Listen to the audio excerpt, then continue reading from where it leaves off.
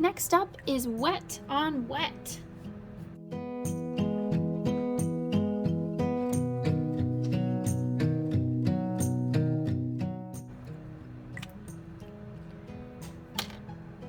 There are two different kinds of wet on wet.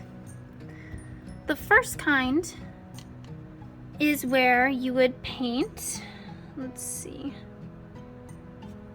I'm gonna get into my blue. You would paint a section and while it is still wet, you're gonna wash your brush and you're gonna mix and paint another color on top of it. Again, while it's still wet. So I'm taking my red here and I'm painting into the section and you can see the color mixing happening. I have now turned that blue into a reddy purple color.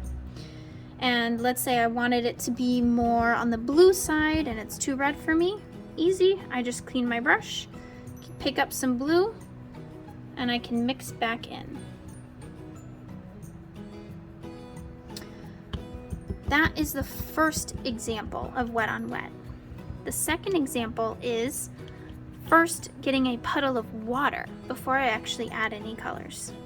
So I'm making sure my brush is clean and I'm gonna pick it right from the water and I'm gonna make a puddle right from the water, make a puddle.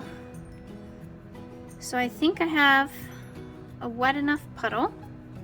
I am now gonna get my blue and I'm gonna dip it in.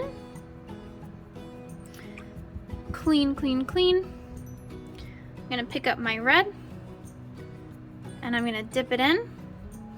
Now the cool thing about this wet on wet technique is I'm gonna get a similar color, but it's a completely different way that I'm layering and adding my colors, so it looks different.